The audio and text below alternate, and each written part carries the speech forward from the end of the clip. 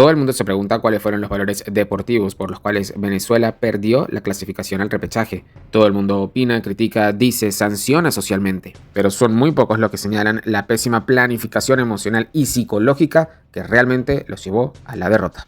Así que analicemos el síndrome del eslabón perdido en la selección venezolana de fútbol, la Vinotinto. La Vinotinto ha cargado históricamente con el estigma de ser la cenicienta de Sudamérica. Esta etiqueta, construida a lo largo de décadas de resultados negativos, genera un peso psicológico enorme. Los jugadores desde la infancia crecen escuchando que Venezuela no es una nación de fútbol, y esta opinión repetida 1000 veces se hace verdad. Esto nos lleva a un fenómeno que dentro de la psicología deportiva denominamos como el síndrome del eslabón perdido. Este síndrome se refiere a la creencia inconsciente de que una meta es inalcanzable porque nadie lo ha logrado antes. Es un eslabón histórico que falta en la cadena de éxitos, y en el caso de Venezuela, este eslabón es la clasificación al mundial. ¿Y cuáles son las manifestaciones y síntomas de que padece este síndrome? Primero que nada tenemos el autosabotaje inconsciente. Ante situaciones de presión, como partidos cruciales en los que la clasificación está en juego, como el pasado partido contra Colombia, los jugadores experimentan una ansiedad de rendimiento tan alta que conducen a errores no forzados, pérdida de concentración y decisiones erróneas. El cerebro, en un intento de protegerse de una decepción ineludible, puede generar respuestas que sabotearán el resultado. Hace unos días, en la previa psicológica del partido Venezuela contra Colombia y Brasil contra Bolivia, predije que efectivamente, según los síntomas psicológicos y mentales, Bolivia sería la ganadora de la clasificación. Y esto lo predije con base a el análisis del lenguaje corporal y verbal del equipo técnico de Venezuela y de los jugadores de Venezuela que en diversas entrevistas previas al partido manifestaban gran ansiedad y estar trabajando sus emociones bajo presión, lo que definitivamente iba a perjudicar el resultado. El segundo síntoma es la falta de mentalidad competitiva. La mentalidad competitiva es muy diferente a la mentalidad ganadora, y estas dos mentalidades son igual de importantes, ninguna debe estar por encima de la otra. En este caso prevaleció gran importancia, energía, tiempo y trabajo en la mentalidad ganadora. Les importaba ganar sí o sí, por encima de la mentalidad competitiva, que es jugar limpiamente, hacer un juego bastante digno y bastante estratégico.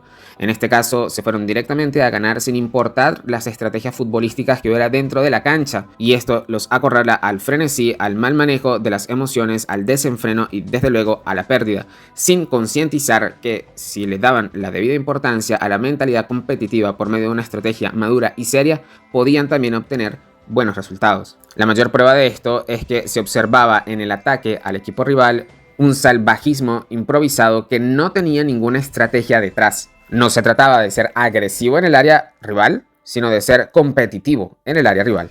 Y el tercer síntoma es, como ya lo hemos mencionado muchas veces anteriores, la presión histórica, pero no está de más recordarlo, porque el miedo a ser el equipo que finalmente lo logre, que logre la clasificación, genera una inmensa responsabilidad que conllevó a los jugadores y al equipo técnico a paralizarse sin una estrategia clara. Muchos nos preguntamos como secreto de sumario qué sucedía adentro en el vestuario durante todo el partido de la selección colombiana, antes, en el medio tiempo y después. El vestuario de una selección es un ecosistema complejo. Allí hay reflejadas muchas cosas de la personalidad de cada uno de los jugadores. Un equipo puede parecer unido en público, pero la cohesión real, la que se basa en la confianza mutua y la comunicación abierta, es la que marca siempre la diferencia. En el caso de la Vinotinto se han observado signos de una posible falsa cohesión. Y esta falsa cohesión es cuando los miembros de los equipos se muestran unidos externamente, públicamente, pero internamente allá en vestuario existen tensiones, falta de confianza y una comunicación bastante deficiente. Los conflictos no se resuelven, sino que se ignoran para mantener la paz, lo que genera resentimiento, desconfianza y mal rendimiento deportivo. Como psicólogo sospecho que hay una falta de liderazgo no solamente por parte del equipo técnico, sino también entre los jugadores.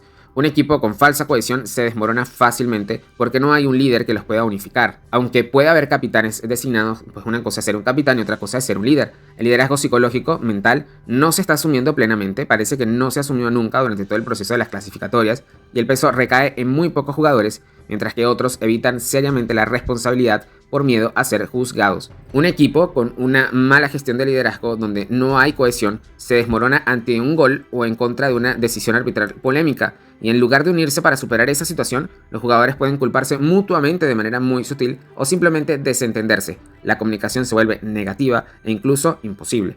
Además, esa falta de confianza y esa falta de cohesión grupal verdadera puede llevar a la formación de grupitos dentro del equipo que están basados en la amistad, en la antigüedad o en rasgos afines de la personalidad, pero realmente esto fragmenta la cohesión grupal, está fragmentando la identidad del equipo deportivo y directamente la comunicación, que siempre es clave dentro del área de juego. Desde manera muy particular, siempre he creído que el fútbol es un reflejo de la sociedad, y la situación socioeconómica de Venezuela, con sus desafíos constantes, no es ajena al ámbito deportivo. Y esto influye directamente en un fenómeno que denominamos como el síndrome del héroe aislado. Este síndrome se refiere a la inmensa presión que recae sobre el equipo o individuo para ser la única fuente de buenas noticias en un contexto de adversidad generalizada.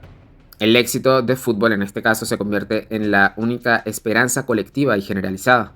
La Vinotinto muchas veces no ha jugado solo por sí misma, ni por su clasificación como equipo, sino que juega por un país que busca desesperadamente razones para celebrar. Y esta carga, lejos de ser un aliciente, puede convertirse en un peso insoportable que genera miedo a la decepción. Todo esto lo comento sin ánimos de excusar el rendimiento deportivo de la Vinotinto, sin embargo es un factor que siempre se tiene que tomar en cuenta y que se evidencia cuando muchos jugadores venezolanos han tenido carreras exitosas en clubes extranjeros, lo que demuestra que su talento y mentalidad ganadora y competitiva está siendo bien gestionada en otras partes, pero no en la selección nacional. Y ciertamente ese éxito depende del equipo técnico de esos clubes, de ellos mismos, pero también del contexto histórico, o como le llamamos, ese síndrome del héroe aislado.